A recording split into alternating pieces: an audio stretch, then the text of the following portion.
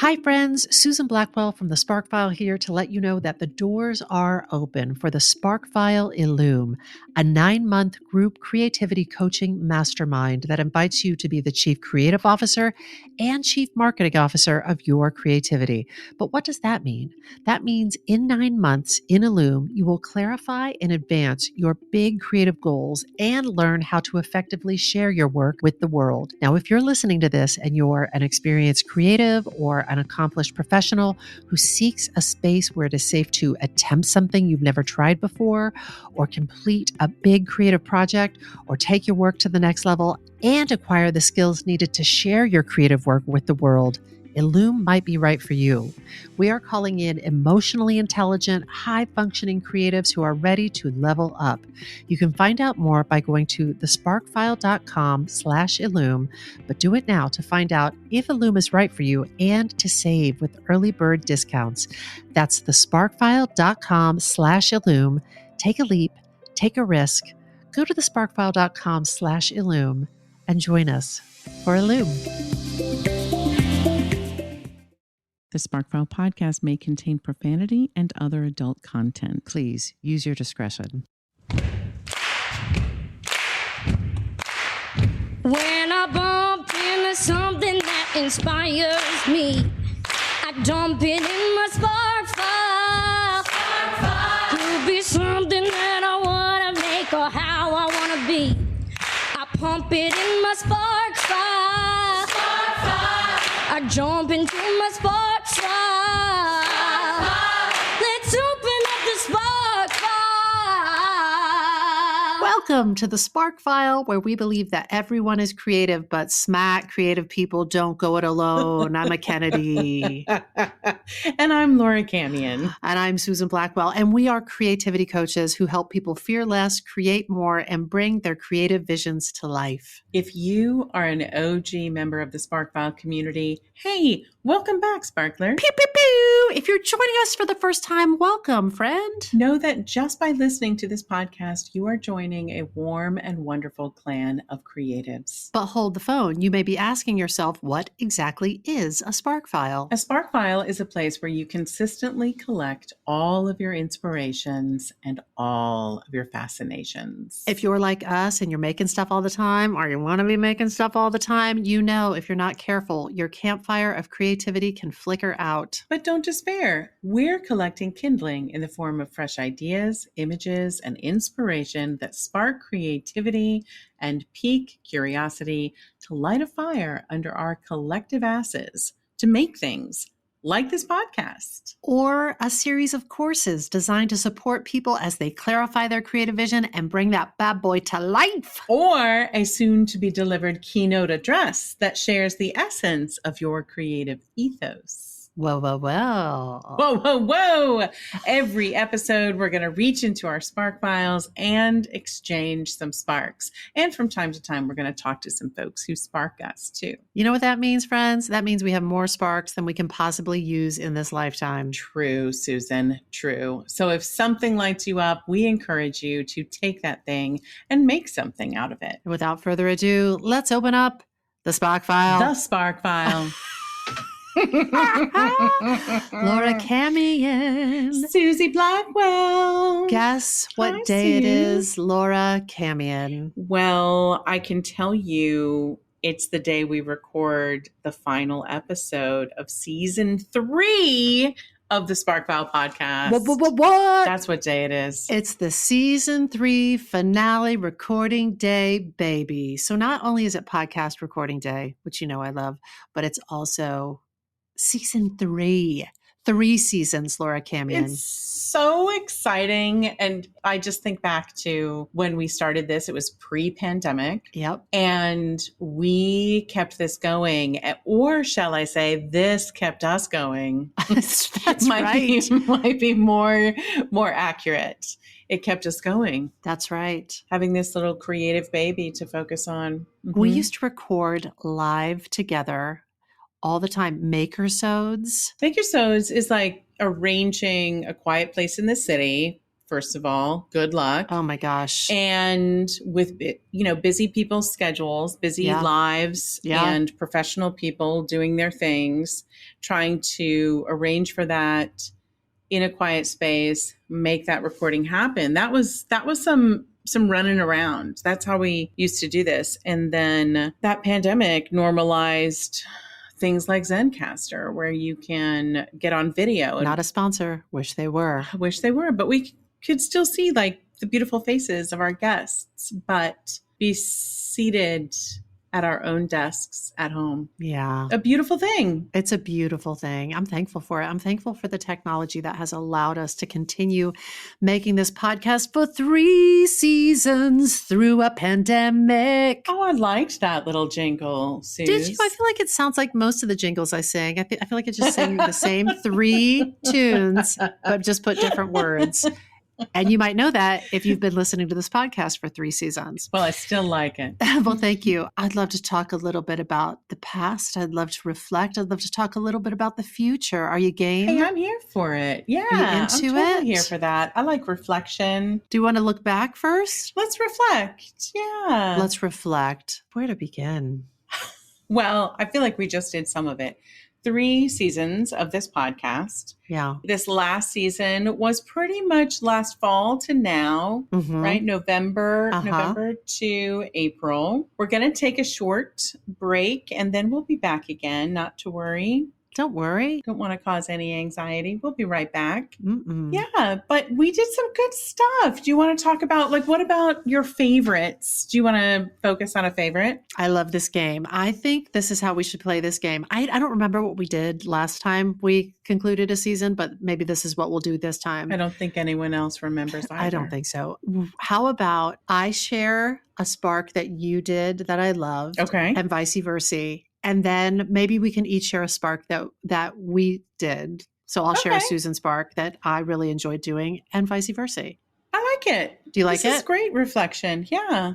I love this game. Okay. I'm going to start by sharing a spark that you did that I loved and that has really stayed with me, and I'm going to praise you and you just have to take it. Oh, I like this game too. You ready? Tell me great things about me. Okay. Here's a great thing about you. You did a spark on creative resistance. Oh, remember that spark? I do. I liked that spark. AKA the monster at the end of this episode, where you used, the more I thought about it, the more I was like, this is a genius metaphor for creative resistance. The children's book, The Monster at the End of This Book, featuring our furry beloved Grover.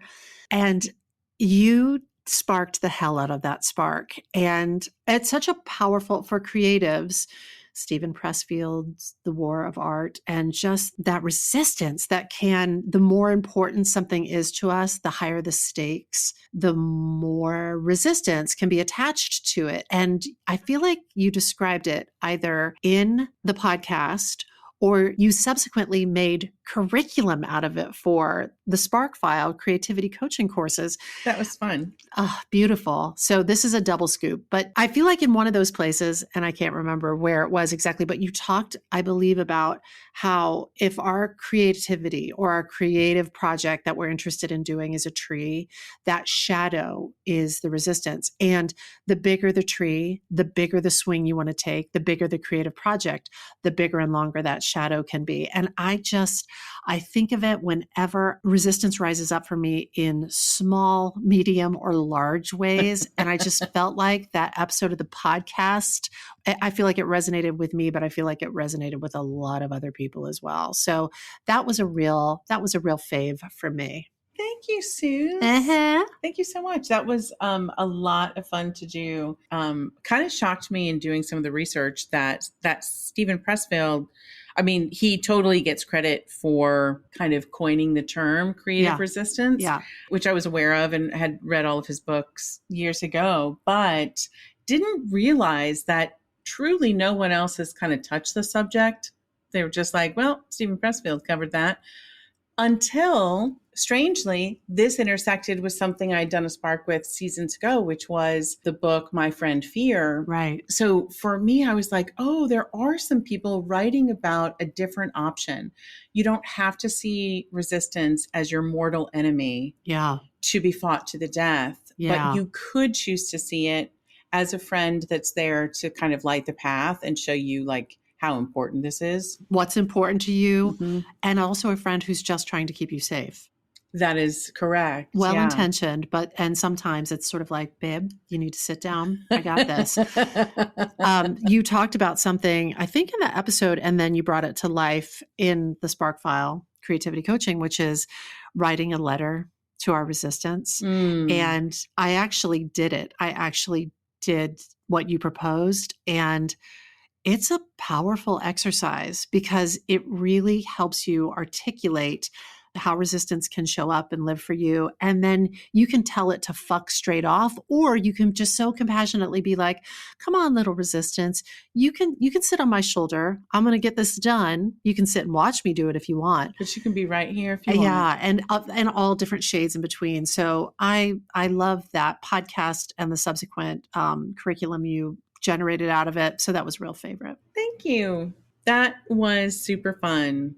I would like to say that you have had many great episodes during this season. Well, thank you, Laura Cambion.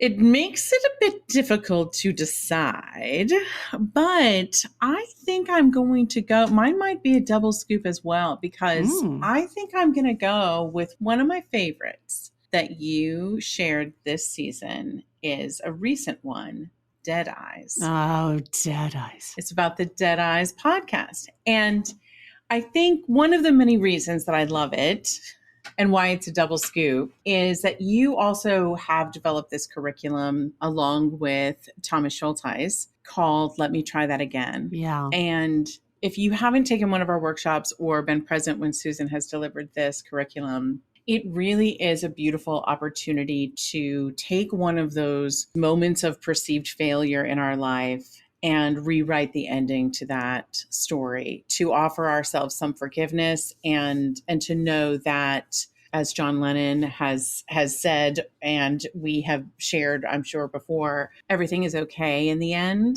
And if it's not okay, it's not the end. Right.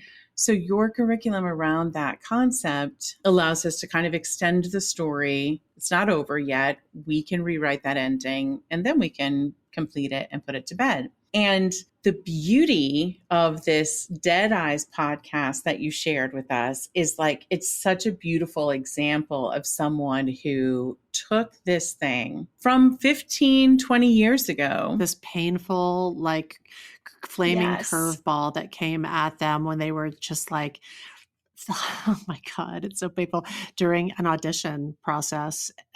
Yeah. So painful. And although they have obviously gone on with their lives, they have lived full and wonderful lives, that thing had been stuck in their mind, maybe possibly blocking the flow of some of their creativity. Mm-hmm. And so what they decided to do was take it, what we call putting the pain in the light, take that pain point, put it right in the spotlight and say, all right, what do we need to do with this? And he created a whole podcast out of this moment that had been so painful for him. And it's now, I think there's going to be a season 4. I mean, it's just brilliant. Yeah. I love that one too. I love what Connor Ratliff did with this feedback that made its way back to him from Tom Hanks to a casting director to an agent and back to him. This young actor was given the feedback that he was going to be fired from this job that he was so excited to have on Band of Brothers because he had dead eyes. And how something like that can stick with you. We were actually talking with a client who listened to the podcast and said, I've got to tell you, I was in a casting situation. All I wanted was this role. All I wanted was this part. And the casting director said to their face, your teeth are too big. They're not proportionate with the rest of your face. And that's why you can't. And this client said, I have thought about that at least once a month for a couple decades now. And it's just amazing how it's almost like, well, it's not almost like, I think it is just like these small, medium, and large size creative wounds. And if we don't process through them in whether it's a let me try that again exercise or, 3 episodes of the Dead Eyes podcast, like if we don't process through them, they will continue to not just persist, but inform us. Connor Ratliff, he stopped acting for years and years and years, 12 or 13 years, worked in a bookstore, and then kind of got back on that path and is now doing just great. Doing just great. Yeah, but I think it's wonderful that he could take what was a wound that became scars and then make something wildly, wildly creative out of it. So awesome. I loved. I loved preparing for that spark. I loved writing that spark. I loved sharing that spark. I love that spark. And I'm so thankful to Connor Ratliff for serving it up. Serve up them sparks. Oh, I loved it too. You did a beautiful job with that. Thank you. Do you want to share one of your favorite sparks that you did? Oh, a favorite that I did. Yeah. I do, Suze, I do. And I'm going to say one of the favorites that I did was, it's really inexplicable, but The Art of the Con. Yes. The Art of the Con was really fun. And maybe that's because my quote unquote research for that spark involved watching a lot of Netflix. Yes. Watching the Tinder Swindler, watching the Inventing Anna, and kind of getting immersed in this cultural moment we're having where we're like fascinated with cons. But it was fun to really learn about why cons, when cons become really prolific and why, and oftentimes it is in times of uncertainty.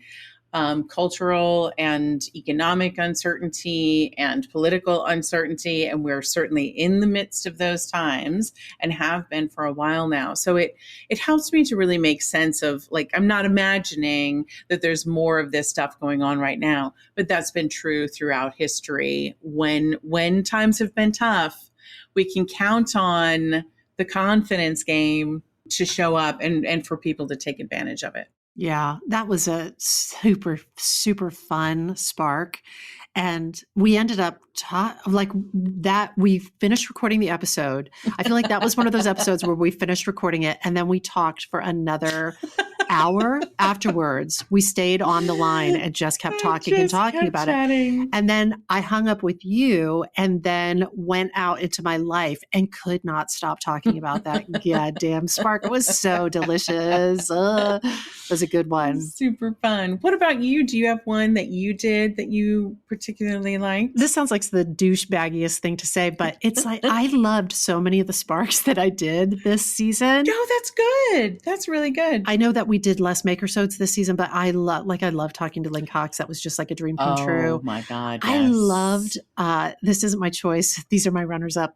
I loved the Florida Highwayman spark. It had been in my spark file for a long time. And I loved learning more about what those folks did and what they made. And I was very inspired as a painter and an entrepreneur. Like, I just love that one. I loved the one about Martha Wash. Yes. And how people had just continued to use her voice. That was amazing. And what we all owe Martha Wash for making a difference, taking them to court. She took her voice back and set precedent that, protects a lot of artists. So I love that. But I think I love the one about creatives and money, and I really look forward to creating curriculum around it because I am a real champion of creatives really processing and coming to terms with their relationship to money. Mm-hmm. Yes, capitalism is an incredibly flawed system that we live within. And I'm like, okay, so this is where we're at, and how can we still, even if you feel that way,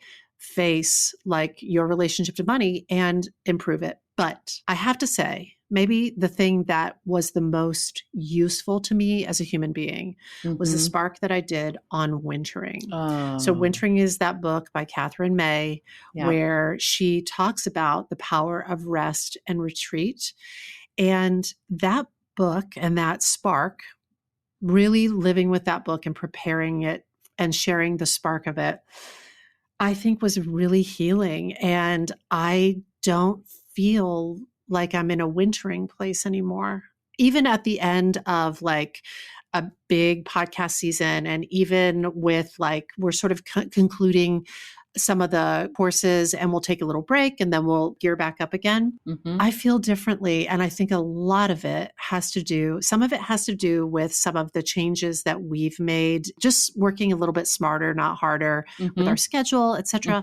But also there was something just about the permission that Catherine May provides in that book to be like, sometimes I need to winter and sometimes I need to return to essential things. And some of the things I talked about on that episode of the podcast, like, I just want to like cozy up on the couch and like read ghost stories. And, you know, I did those things and it was super fun. And now I don't think it always has to align with the seasons. Like Catherine says in her book, you can be wintering when it is 90 degrees out and the sun is beating down. That's right. But there's something about giving myself permission to be where I was at and then now emerging into a spring season, literally and figuratively, that I just feel great and excited and optimistic. And you know, there will always be things that we're working through, but I feel good.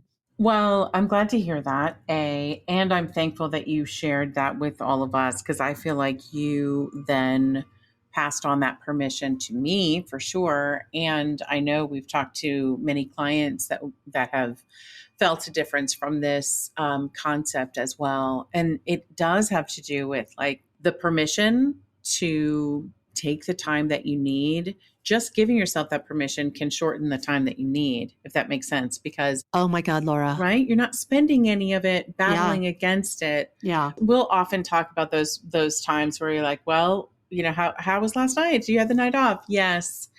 I neither did anything I wanted to, and I did not relax. And so trying to find ways to not use our time that way. Yeah. To allow ourselves to be present to what we're feeling fully. Yeah, there's that. And there's also boundaries that I set. I did a real study of boundaries and what they mean and defining them internally for myself. It's an internal game. It's such an inside job, setting them and then like really being in integrity about abiding by them. So there was that. And also I let go of some work life choices that I just feel it just gives me a lighter feeling. And that feels good. Yeah. I feel great as well. This has really been thus far, and it is but April right now. And it feels like it has been a year of growth already and expansion in the biggest sense of it, like in the heart sense of expansion. And I'm very, very excited for the future. I will say, Laura, I have seen, this is a total tangent, but please enjoy it. I have seen, and let's take a moment to celebrate this. I have seen how there's some like internal work that you have been doing, and I have seen a change within you. Thank you. I have seen this change where you can articulate when your thoughts are trying to pull you into that Jill Bolte Taylor character 2 part of the brain circuitry that wants to be scared or wants to, you know, that sort of like little sweet baby bitey. What do you call your character 2? I can't remember. Sometimes the twister. Yeah. Twister. And I've seen how you now can recognize it and like steer right out of it. It's fun. Yeah. It's fun to know somebody so long. I mean, decades long, where you can see them grow. And I remember, I haven't heard this a lot lately, but when I was younger, I remember hearing a lot people say, people don't change. People Oh, don't change. yeah, And I was like, really? Because I feel like I'm changing all the goddamn time. that's right. And Yeah. I was like, oh, that says more about the person who's saying it than Yeah. people. But Let you off the hook, doesn't it? but it's fun to see somebody that I've known and loved for so long, like continuing to do that work Thank you. and making those good changes. You and I have both always been people who are, I think, doing the inner work in different ways. So it could be therapists, it could be therapy, it could be through our creativity. Yeah. And this past year, one, I have a great therapist, but two, Do you think your therapist listens to this podcast? I don't know if she does, but I always tell her when I talk about her. I'll tell her again.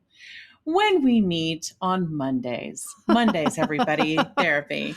But I also began EFT tapping, emotional freedom tapping with Jenny Clift, who we have had on this podcast. And that has been extraordinary.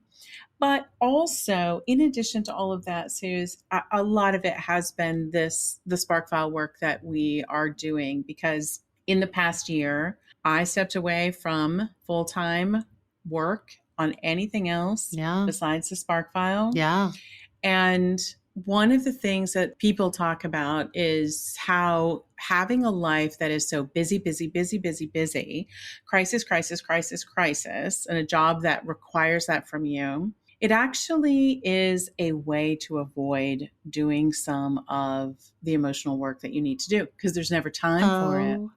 Yeah. And so it was one of those things, like it was a change I knew I needed to make, but life circumstances, obviously, but getting the privilege of, and it truly is a privilege to get to like build a business with you and step away from that lifestyle. Like I feel like I'll be changing and growing for quite some time simply from that seismic shift in my life. Yeah. Yeah. That makes sense to me. And I feel that. Yeah. I feel that in myself, in my own experience. I love that. So what else do you want to reflect on? What about our courses and the curriculum that we've done? Do you have like a fave? Do you want me to say a fave? You say a fave. I've got one. I got one. Okay. Well, I already mentioned the Let Me Try That Again curriculum that you have, that I just think about it all the time. I think about it anytime like a little painful moment comes up for me. Yeah. From a show that I did, or a review that I read, or a comment someone made offhand. And I think about how useful that curriculum is. I just can't even tell you. It's life-changing. Not to be like a weirdo, because Thomas Schulteis and I made it, so it's weird to speak this way about something you've made, but I love that curriculum. I love it, and I use it in my own life all the time. And sometimes when we teach it, I'm sort of like, I don't know how to impress upon people. I'm just like, for real, if you actually do this, if the minute like this, you're like, oh, flaming curveball, like the minute you can be like, okay, I'm going to take a breath, and then I'm going to start initiating the sequence, the Let Me Try That Again sequence. Mm-hmm. It has helped me to so much more quickly, like just take the thing, feel all the fucking feelings around it, like feel the pain of it, feel the anger, feel the suffering, like feel all of it, and then quickly metabolize it into, okay, how am I going to extend this story and rewrite the ending? It really, if you rock it, sometimes it takes multiple passes, but if you rock it, I'm telling you, it works. So I stand by your pick. Yay. I appreciate that. What's your pick? Can I say a pick? Yeah. Laura Camion.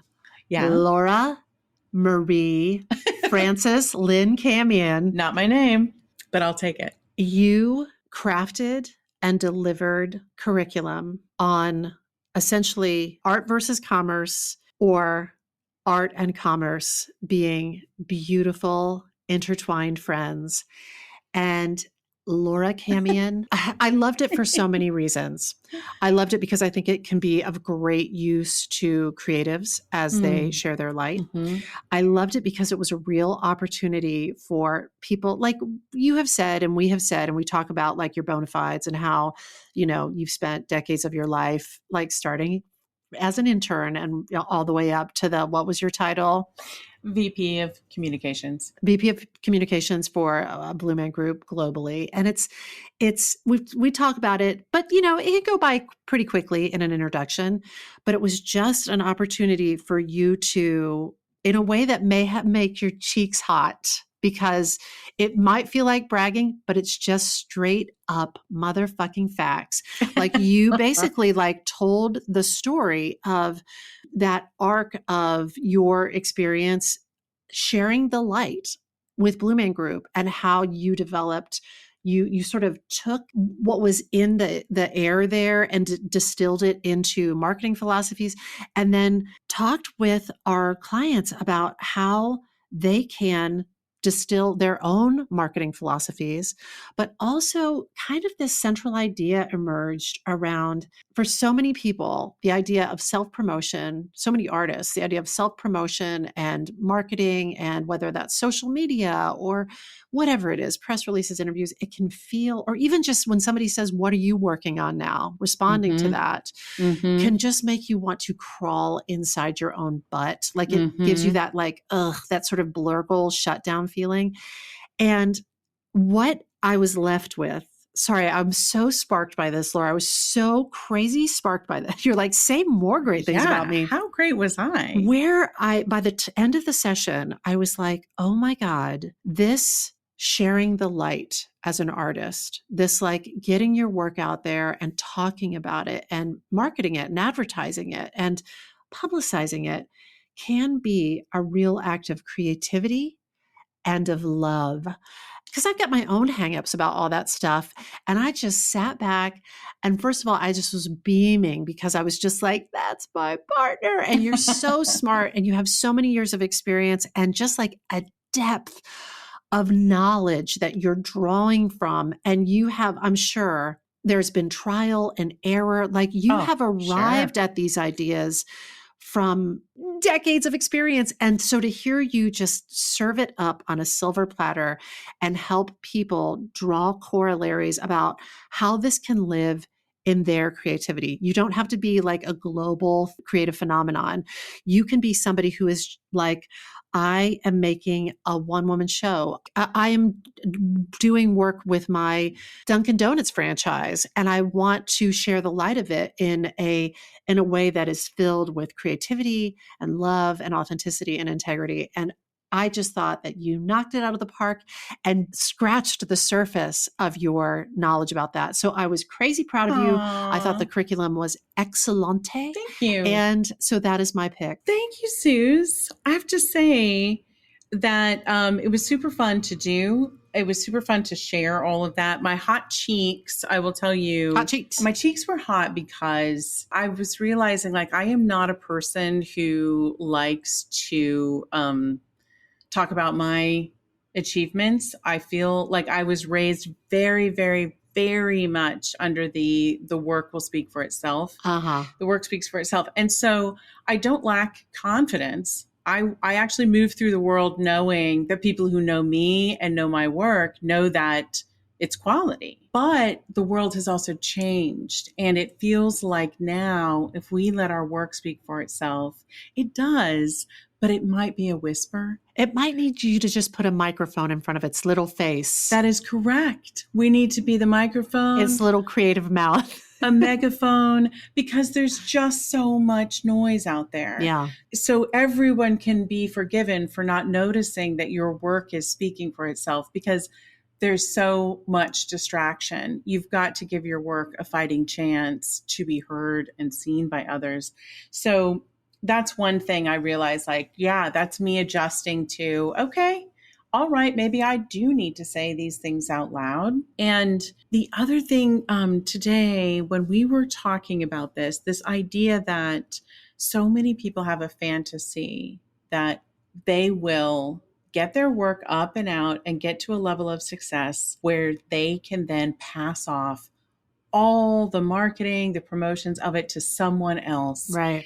And that marketing and PR knight in shining armor is not coming. I don't know of anyone who can actually stop concerning themselves with it. Yeah. Because no one's ever going to care about your work as much as you do. Or be able to potentially articulate it as well as you can. That is correct. So we can have help and we can have support. We can have a huge team of people helping us, but we still want to stay in the driver's seat and be the person who's making the ultimate decisions in terms of what we're conveying to the world. And it can be wildly creative and full of love and full of authenticity. That idea that marketing and promotions can and should be an extension of your creativity, not something separate from and different from your creativity. Yes. And I know that one of the feelings that it can bring up for people is that it gives me that slimy feeling. That's I right. need to take a shower. And I'm sort of like, what if you did it with enormous integrity? That is correct. What if whatever you're trying to connect, what you have to offer, whatever it is, whether it's a course, a show, whatever it is, that you're trying to bring it to the audience that wants it and needs it. Yes. And you can absolutely promote your show with your personal integrity intact. Absolutely. Your personal values intact. Those values can guide you. So yeah, I love talking about it because I really, truly believe it's possible. I don't know any other way, honestly. Yeah. Because of the work at Blue Man, I don't know of and can't speak to this idea of like, I'll just pass that off and some marketing person somewhere will create an ad and post it. Well, I've seen it at work in Blue Man Group when Title of the Show was off and on Broadway, and now with the Spark File. And I just feel so lucky to be your partner. Aww. Because you've got mad wisdom about that stuff. And I feel super stoked that we have you as a resource for our clients, because I was just like watching those faces today and I was like, this is so useful, because a lot of us do have not only hangups about it, but also it requires real tools and skills that we don't just emerge from the womb knowing. So to have somebody like you who has that expertise and can just say, yeah, no, here's the steps that you need to take. Laura, I freaking loved it. I was crazy proud of you. And I just thought it was beautiful. And I think there's so much more. I was like part 2 and part 3, like there's so much more to talk about. Yeah, we just scratched the surface there, but I'm so happy that you enjoyed so good. it. And speaking of like highlights, course and curriculum highlights, friends, we have made some super duper exciting additions to our course roster this year. This is something Laura and I have been like dreaming about and like really putting on our creativity pants and like figuring out all of these pieces and what would be of the most use to address the needs of clients and potential clients. So we've talked to so many people at this point, many who have become clients, others who have not yet become clients because we did not offer at that time what it is, they needed. But in these conversations, we've learned so much about how we can actually serve and what's needed. Yeah. And so can I say one of the things that we added? Say it. So we added this year what we call Ignite, which is an 8-session creativity jumpstart. This program is really for people who are craving an immediate infusion of creativity in their life and an opportunity to reconnect with their creativity right away. And it is straight up an infusion of creativity. We've had one Ignite course already. We'll have another later in the year. This group of incredible people, we should say all of our programs are curated. So when we say select group, that now applies actually to all of our programs, because that's true. We're trying very much to curate a group of people who are kind and generous and talented and open-hearted and vulnerable. So this group of people was no disappointment. They were fucking phenomenal. And in just 8 weeks or 8 sessions, they wrote drafts of plays, one-person shows, albums were completed, TV pilots are started, career paths were envisioned, memoirs were started or advanced, you name it. Igniters were really making it happen. And we're so proud. We're proud of that group. Oh, that group. And we're proud of what they accomplished. And frankly, we're really proud that we were able to deliver a program that really did light a fire under them. I do feel proud of that. And just restoring people's faith in humanity. When we were talking with people after it was over, I just was like, I think that the content was good for just turbo boosting people's creativity. But I was also like, I think we've also restored your faith in humanity a little bit, which was very gratifying. Oh, that is true, because we did have several members say, to be honest, I thought I was someone who did not like people. I didn't like other people. But then I realized I just didn't like the people I was around. I love these people. So that was really joyful when you bring together a group of great people and they can recognize, game sees game. Yeah. They're all like, wow, I'm among great people. Yeah. So that we're really, really proud of that. We'll have another Ignite session again later in the year, but love it. Another thing that we are gearing up to add is a new program in the fall. Can I take this one, Laura Camion? Yeah. Oh, please do. Share. It is called Illume. Illume it's a mastermind. It is a brain trust of high functioning, experienced makers that are going to be working across several disciplines. These Illumineers, I guess, is what it's better than Illuminati. I guess so. These Illumineers they've processed through a lot of the fears and challenges that we all experience around creativity, and they've demonstrated an ability to complete creative projects, and they possess a very strong, clear creative vision for what they want to make next. And we are going to support these artists as they tackle big projects and work with them to effectively share their creativity on a larger scale, or as we say around the Spark File, we're going to support these creatives as they share the light of their work with the world. Mm-hmm. And that is already shaping up to be. We're opening up. We'll probably be announcing that very soon, if we haven't already, by the time I think we just announced it on this podcast. Oh, we're announcing it now. Hey. I mean, we'll be opening up for enrollment. We're enrolling now is what I'll say there. We're enrolling now for that program. And it's a year long. So it is truly an investment in getting that work completed and out into the world. Yeah. And then of course, we have the cornerstone, the select group, which we are now calling what, Suze? Blaze.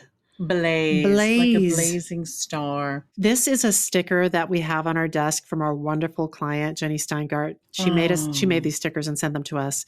And it's from, which one of the Stoics said this? It's Marcus Aurelius. Oh, it's Marcus Aurelius. Look how Laura just pulled that out of her butt. Super classy. A blazing fire makes flame and brightness out of everything that is thrown into it. And that is true of these blazers. I think during our transition time, because this is a new branding, a new name, we'll call it the Select Group : Blaze. And this is our 6-month creative adventure where we support people as they really hone in on their creative vision and take prolonged, regular creative action. Laura, I was thinking it's a bit like training for a marathon. It is. Because on a regular basis, these blazers are taking big creative swings. They're normalizing that cadence of creative output and normalizing creative risk. And all along the way, we're providing accountability and a little bit of good pressure and giving people the tools to process some of those tough, like creative vampires and negative, repetitive thoughts that so many creatives struggle with. And I have to say, I just want to take a second to say these Select Group : Blazers absolutely killed it this round. I've been Killed it. floored, like jaw on the ground, floored by what people have gotten done. It's really amazing. Like ideas that people have been sitting with, those what if ideas, like what if I could write that musical, like sitting with for 10 years, for years. We like cabarets that not only have been written, but now performed live here in New York City. Yeah. Concerts, social media strategies. There have been people who have gotten very creative with the way they share that social media light. Songwriting, photography projects, amazing business plans. One-person shows. Yes, coming to a festival near you. The analogy that you made to like training for a marathon, like the reason I got so excited is because let's not forget Bob Camion, long distance coach, long distance track coach, and cross country coach. And so when I talk to him about what I do, he's all into athletics, but he, being the wonderful dad that he is, he'll ask me, he's like, I want to ask you like what you do. I don't know what questions to ask. Can you help me out a little bit? I'll be like, yeah, Dad, it makes sense. But what we do is not that different from what you do, because you would never just send someone out and say, hey, you're going to run that marathon this weekend. Good luck to you. You got this. You would have them train slowly over time. You would have them normalize what it feels like in your body to get to a complete, the complete exhaustion, rebuild those muscles, run a little bit more the next week, run a little bit more. And so like it has actually been a common language for us to talk about what we do. It's been really fun. That's awesome. Mm-hmm. That's really, really cool. I love it. I feel super proud about the very conscious ways that we have been crafting and delivering these programs. I know that because we're wrapping up season 3, I do think it's important to reflect and to celebrate. Mm-hmm. And what I learned from a spark that you did recently that I loved is the bittersweet feelings of endings. Sometimes we have to experience the bitter in order to savor the sweet. Mm-hmm. But I'm proud of these things that we're making in the world. Me too. And I'm so proud of our clients. I'm proud of our clients. And I think it's important to say that with these different courses and the podcast, all of it is designed to meet people where they're at. So if you're like, I like hanging with you ladies, and you never need to get out your checkbook, you keep listening to this podcast.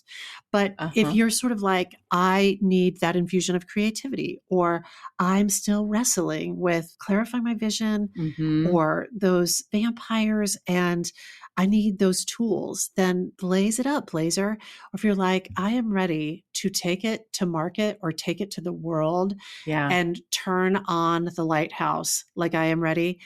I feel like we're meeting people just exactly where they are. And I feel proud of us. And I am so thankful and honored to get to do this work with our clients who have entrusted us and invested with us. And I'm so thankful and honored to get to work with you, Laura Camion. Oh, Susie B. Now, see, you think I'm going to get through an episode without crying, and there you go. Not possible. Thank you. I feel the same. I feel very, very lucky. We get to work with extraordinary people who are showing up and doing the work. They are bravely facing those vampires. They're bravely, stepping forward even when they feel fear or resistance. And then to get to build this giant castle with you is amazing. In addition to our client community, and they are so very rad, then we have like these people around us. Andrew Nielsen, who edits this podcast and serves as a Sparkfile team captain. Don't cut this part out, Andrew. Don't, Andrew. I swear to Christ, do not cut this part out. Vanessa Rosas, who rocks our social media. Juliet Gray, who has helped us with our merch store and is also going to help us with social media. Lou Chakowski, who writes beautiful words that we get to say sometimes. So amazing. And Thomas Schulteis, and our Thomas team captain. T-Bone Schulteis. Sparkfile team captain. Can we please get that trending? Don't call him teaching artist Thomas Schulteis, which is his preferred branding. Just call him T-Bone. And let's all chip in for that tattoo. We're going to get him that tattoo, that T-bone tattoo. It's going to be amazing. You're so thoughtful. Right across his neck in like a big Gothic font. Right? Am I right? Did I leave anybody out? Well, I mean, everyone, every day, honestly. And to our partners who support us. Thank you, partners. All of our sponsors. And all of our sponsors, which I guess is us. But honestly, to our listeners, I would say, to everybody who tunes in every week, I mean, come on, you listeners. It's so joyful to know that someone is out there listening and that this might be helpful to someone. Yeah. Yeah. I feel very, very privileged and very thankful. Me too. I also feel in the mood for a poem by Rumi. Should we close this out? Mm-hmm. Yeah. So I just want to say that we have developed a tradition around the Spark File. When we conclude something like a course where people have left it all on the dance floor or a season of a podcast, we do think it's important to reflect and to process a little bit and to even look forward. And we've taken to closing out when we're looking at an ending, we close it out with the words of the poet Rumi, whom we love. Shall we? Let's do it. All right. I know you're tired, but come, this is the way. In your light, I learn how to love. In your beauty, how to make poems. You dance inside my chest where no one sees you, but sometimes I do, and that sight becomes this art. You and I have spoken all these words, but for the way we have to go, words are no preparation. I have one small drop of knowing in my soul. Let it dissolve in your ocean. A mountain keeps an echo deep inside. That is how I hold your voice. Do not feel lonely.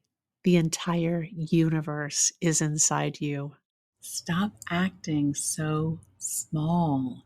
You are the universe in ecstatic motion. Set your life on fire. Seek those who fan your flames. Oh, I love that last line. Seek those who fan your flames. Laura Kim, you fan my flames. You fan my flames. Right? Yeah. Am I right? Guess what? Does this conclude season 3 of the Spark File podcast? It does. It does. You know what? I have a hope. I have a wish for everyone. I hope that everyone listening stands proud in the knowledge that you are strong, talented, capable creatives who have everything you need to make your vision a reality. If you're listening to this and anything that we said sounds, I don't know, vaguely appealing and supportive to you, reach out to us. Learn more about this Spark File community. It is the shit. Mm-hmm. No matter what your path is, we look forward to seeing you soon. I don't know how to say it when you're a podcaster. We look forward to you listening to us soon when we return for season 4. Inside your ears. We look forward to crawling inside your cochlea. Up inside your ear. That's it. This episode of the Spark File was made on the lands of the Lenape people. And as always, we hope that it put another bunch of sparks in your file. Listen, if there is a spark you'd like us to explore, or if you'd like to learn more about how to coach with us to bring your creative ideas to life, you can email us at thesparkfile@gmail.com. No pressure. Or you can submit a little inquiry through our website, thesparkfile.com. We will even happily take your feedback. You know we will. But the price of admission, first, you got to share a creative risk that you've taken recently. You can follow us on social at The Spark File and be sure to subscribe, rate, and 5-star review this podcast. It really helps other listeners find us. Also, if you liked this podcast, we hope you'll share it with people you love. And if you didn't like it, oh my God, it's the end of season 3. If this isn't for you, we grant you permission to ease on down the road, Dorothy. Come on. But we appreciate your stamina. and your stamina hate dedication. listening to the Spark File podcast. Well done. Friends, if something lights you up and gets your creative sparks flying, we are writing you a forever permission slip to make that thing that's been knocking at your door. It's your turn to take that spark and fan it into a flame. You know, you got to take it and make it. I'm still a Kennedy. Bye. Bye. I'm Stella Kennedy. When I bump into something that inspires me, I dump it in my spark file. Could be something that I want to make or how I want to be. I pump it in my spark file. I jump into my spark file. Let's open up the spark file. Hi, friends. Susan Blackwell from the Spark File here to let you know that the doors are open for the Spark File Illume, a 9-month group creativity coaching mastermind that invites you to be the Chief Creative Officer and Chief Marketing Officer of your creativity. But what does that mean? That means in 9 months in Illume, you will clarify and advance your big creative goals and learn how to effectively share your work with the world. Now, if you're listening to this and you're an experienced creative or an accomplished professional who seeks a space where it is safe to attempt something you've never tried before, or complete a big creative project, or take your work to the next level and acquire the skills needed to share your creative work with the world, Illume might be right for you. We are calling in emotionally intelligent, high-functioning creatives who are ready to level up. You can find out more by going to thesparkfile.com/Illume, but do it now to find out if Illume is right for you and to save with early bird discounts. That's thesparkfile.com/Illume. Take a leap, take a risk. Go to thesparkfile.com/Illume and join us for Illume.